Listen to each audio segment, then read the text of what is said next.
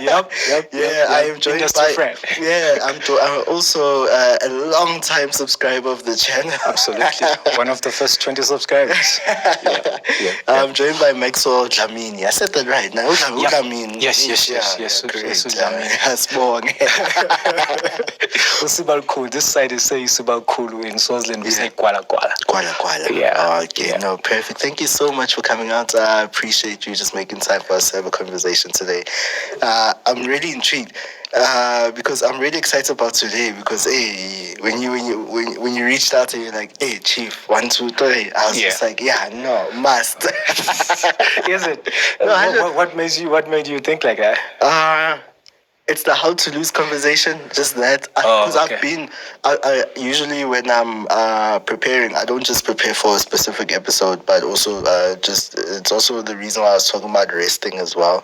Right. Also during resting, we also it's also time for preparation, time for improvement, things like that.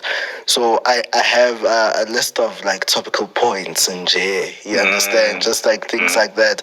So when I was reading through what you were talking about there, I'm like, okay, actually, this losing thing.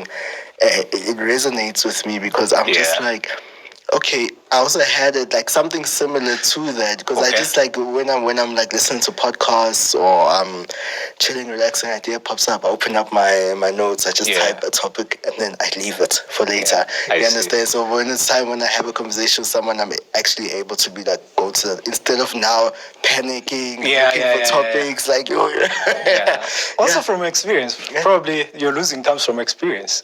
And we lose 90% of the time, but you really find content, videos or YouTube content that talks about losing, only to find that if you look at any traders' trading history, we lose more than we win. It's just that if you're a professional like me, you can lose more than you win, but still be profitable at the end of the day. And I think that's what we're here to talk about. Yeah, no, 100%. Truly, 100%.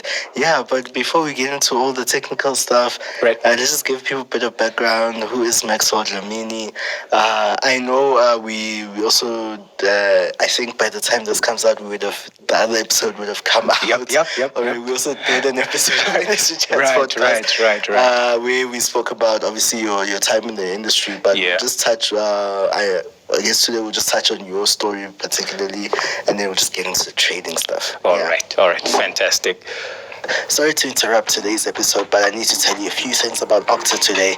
So guys, it's really important to be with a broker that has great trading conditions, and Octa has transparent trading conditions from zero swaps to no commissions at all, which means more profits in your pockets for you as well. Fast deposits and withdrawals with various options. Your deposit funds will be there within just 1 to 2 minutes and get your profits in 25 minutes right just when you need them. As well, guys, the minimum deposit at Octa is $50, but it's also $25 when you're using a Visa card. Who's Maxwell? Don't get me wrong. Yeah. I know who I am. No, it's like, where does Maxwell come from? Where does Maxwell come from? Okay, I come from a small country in the corner southeast of Africa called Eswatini. That's where I was born.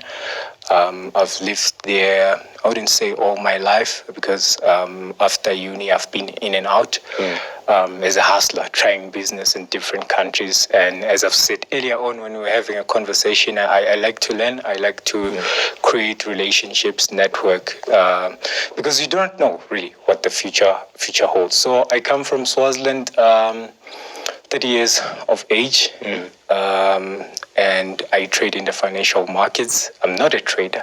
I'm a risk manager. Because when you hear the word trader, I mean, it's associated with a lot of negative things.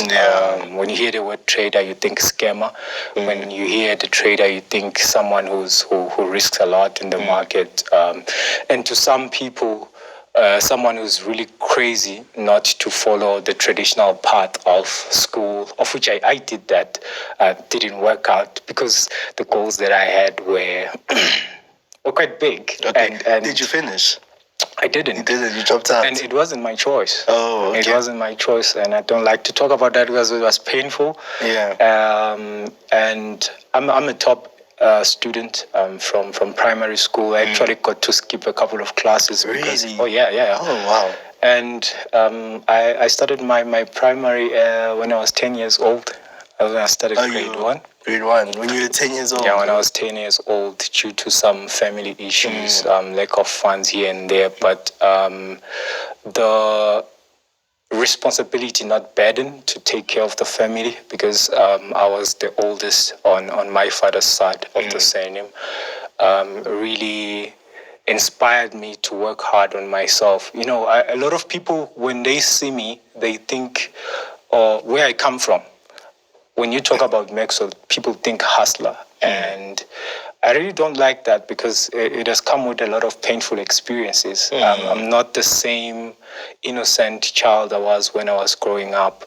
And people think you hustle because you love money. Sometimes you just don't have a choice. You have to get your hands dirty. You have to really grind to make sure that your mother and your siblings don't sleep on an empty stomach.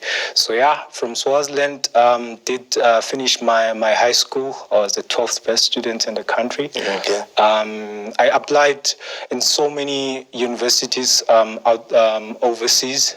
I would get an offer of a place, but no scholarship.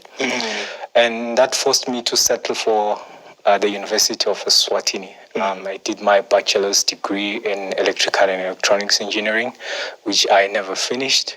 The reasons are really painful. Imagine a top student not finishing his degree program just because someone decided that it was like okay for me not to finish. And that experience was really one of the life-changing experiences in my life, because that's when I made the decision that I'll never, ever in my life put the fate or my future in someone else's hands. Like, even today, I don't mind losing, but it should be at my expense, not at someone else's decision. And I not know how much the other person has put into a certain thing for me to lose. And I know I really grind. I do ridiculous hours. Like, when I'm working on something, 18, 20 hours a day. My woman will tell you, I sleep 4 hours. Sometimes she